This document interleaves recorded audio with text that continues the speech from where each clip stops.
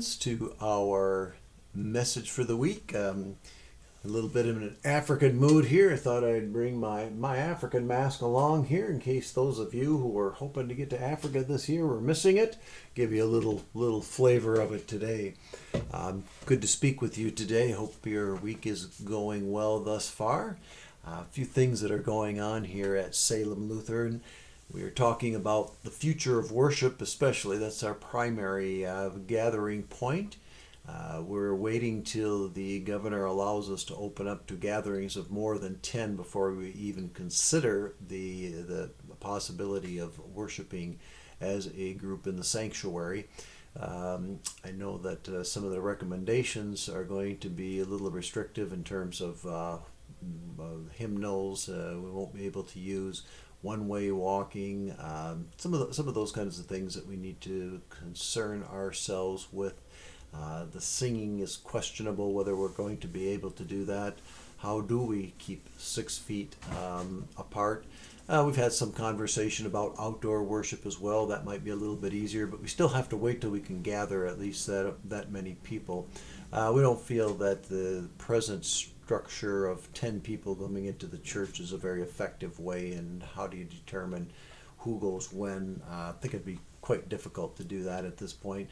Had some conversation. We're going to investigate drive-in worship. A lot of churches do that. We'll take a look at that and see if it's is all that it's cracked up to be. But we do plan on keeping the online worship one way or another. We plan on keeping online worship going for the folks at Salem. So we will plan on doing that. A few other things that are going on. President Paul Wyatt will be giving a State of the Church address soon. Give you some clues of what's going on with the council and how we are doing as a congregation administratively. We are still collecting some photos for our veterans this week. I got to get them in soon though, because we do record on Thursdays, and I know that the service is put together pretty well on Sundays, so please do send those in really soon if you're going to.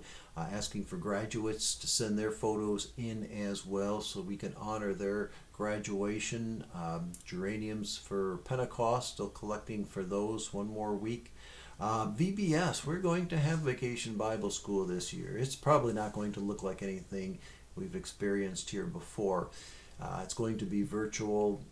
Faith formation was done at the past few weeks. Tracy over at St. Stephen's was kind enough to put all that together. We'll be kind of following that model. She did a great job of combining the different things for the families and to be able to do Zoom meetings with families and the leaders. And so we'll look forward to putting that together.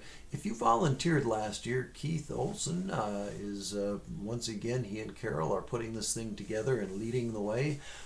They'd ask that you would call them or send him an email or something. I know that he's going to be asking for some help. We need to get going on this right away. So if you could reach out to him right away, that would be wonderful. Some of our folks have a little tech problems, not so tech savvy. If you know of somebody who needs some tech help, we'll connect somebody up from the church and try to help them out. So send Michelle an email or send her a phone message and leave a message for her, and then we'll talk with her and we'll find somebody to give that person a call to help them out a little bit, because I know that not everybody is tech savvy, and we want to make sure that you have access to all the things that are going on at Salem Lutheran. There's quite a few things going on at Salem Lutheran. Hope that you have a chance to drive by the church. Some new landscaping work has been done. Appreciate all the people who have done that. Endowment is back up and running, and are going to be looking for applications for that, and you can see more of that in further notifications for that. But this week is a week I've been talking to a few folks, and I've found one of my favorite authors, Frederick Buechner. Read a lot of his stuff. He's been around for many years, written quite a few different things, but he wrote something on touch, and I think that a lot of people are feeling the anxiety at this point, that there's something powerful about touch, and he talks about it in his little article here. And so I read this for you this day. I hear your words. I see your faith. I smell the rain in your hair, the coffee on your breath. I am inside me experiencing you as you are inside you experiencing me. But the you and I themselves, those two insiders, don't entirely meet until something else happens. We shake hands, perhaps. We pat each other on the back. At parting or greeting, we may go so far as to give each other a hug. And now it has happened. We discover each other to be three-dimensional, solid creatures of reality, as well as dimensionless, airy creatures of it. We have an outside of flesh and bone as well as an inside where we live and move and have our being.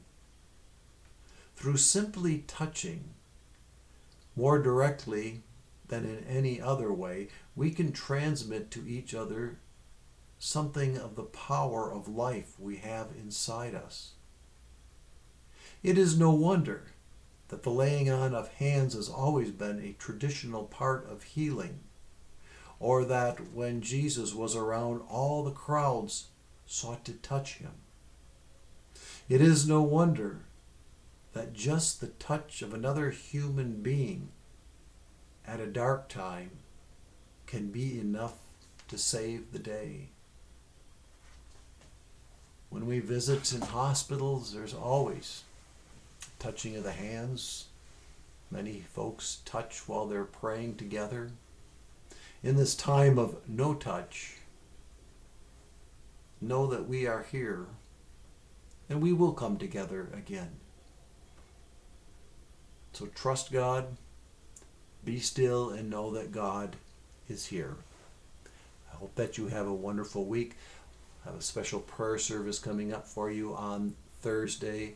I think you will enjoy that, and tune in and watch for our updates. Take care and have a wonderful week.